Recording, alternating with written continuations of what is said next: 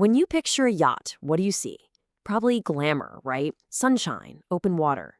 But what we're going to do today is look past all that. We're diving deep into the mind of a yacht captain to see what it really takes to be in command out there on the open ocean. Okay, so right off the bat, let's just set the stakes here.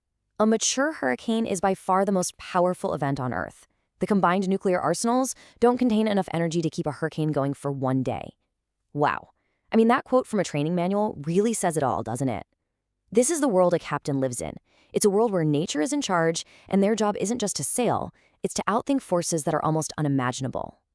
So, what we're talking about here is the captain's unseen world. The real job isn't what you see on deck. It's this constant, high-stakes chess match against things you can't even see, like atmospheric pressure, powerful currents, and a whole rule book for the sea. In this world, a successful trip isn't about how far you went, it's about all the dangers you managed to dodge. And get this, that whole battle against the elements, it doesn't start when you hit the water. Nope, it starts right here on paper. The most crucial part of any voyage happens before you even think about leaving the dock. The entire journey has to be sailed right here first before anyone even unties a rope.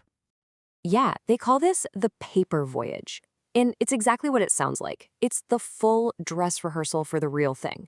The captain is using these charts to imagine every single part of the trip, trying to see every possible challenge, from shipwrecks hidden under the waves to how the tide's going to change. For a great captain, the voyage is pretty much won or lost before it even begins, all on this piece of paper. And the main tool for that paper voyage is this, the nautical chart. But seriously, don't just think of it as a map. It's so much more than that. It's this incredibly dense, coded document.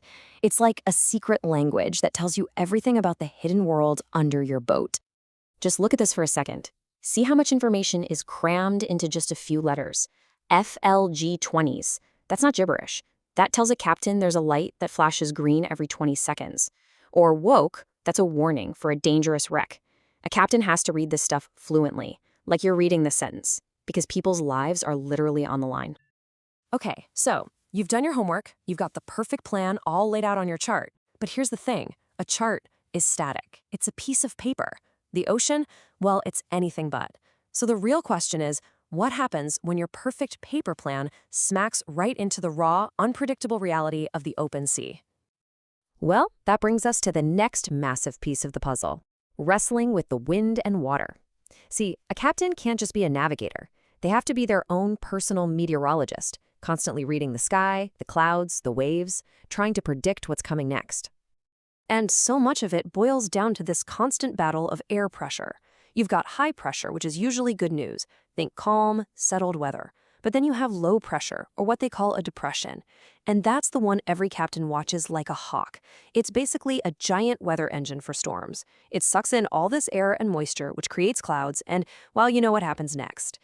So this is how a captain actually tracks a storm in real time. They're not just looking at a forecast on an app. They're watching the barometer. Is the pressure dropping fast? They're watching the clouds get lower and thicker. They're feeling that sudden shift in the wind that signals a cold front. Each one of these is a clue that tells them exactly what part of the storm they're in and what's coming. But hey, it's not just the weather you've got to worry about out there. The ocean isn't empty. You have to imagine it's full of invisible highways, and they are packed with traffic. Everything from tiny fishing boats to absolutely massive container ships. And just like our roads, there have to be rules of the road to keep things from turning into total chaos. And those rules are called the call regs. Think of them as the absolute, unbreakable law of the sea. They're not suggestions. They're a universal language of safety that everyone, from the captain of a supertanker to someone on a small yacht, has to know and obey, or things can go very, very wrong. Here's a perfect, simple example of what I mean. If you have to cross one of those busy shipping highways, the rule is crystal clear. You cross at a 90-degree angle, a perfect right angle. Why? Well, 2 reasons. First, it gets you across the danger zone as fast as possible. And second, it sends a really clear signal to those huge ships, which, by the way, can't just slam on the brakes, that you see them and you're getting out of their way. All right, so you've planned your route, you're watching the weather, you're following the rules of the road, you're handling all the knowns. But what happens when the unknown suddenly appears? What happens when a crisis hits and all that careful planning goes right out the window? This is it. This is when disaster looms. And it's where a captain's real training kicks in. We're talking about procedures that have to be drilled so many times, they're not even conscious thought anymore. They're pure instinct. Because when things go wrong, you don't have time to think. You just have to act. And the dangers out there, they're not always what you'd think. It's not just about big storms. The training manuals talk about things like hitting a whale that's just sleeping on the surface in the middle of the night, or rogue waves that are so powerful their energy can be detected 5,000 miles away. And then there's maybe the scariest one, semi-submerged shipping containers.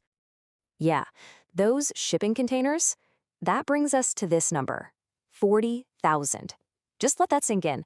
That's roughly how many 40-foot steel boxes fall off of cargo ships every single year.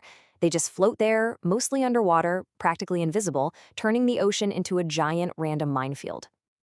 But for all those things you can hit, whales, containers, whatever, the one thing that truly keeps a captain up at night isn't what you might hit, it's who you might lose. The man overboard situation. That is probably the most terrifying, stressful, and time-sensitive emergency there is. Because the second someone goes into the water, the clock starts ticking loud. You have seconds. There is zero time to figure things out, you just have to act. And that's where something like the quick stop method comes in.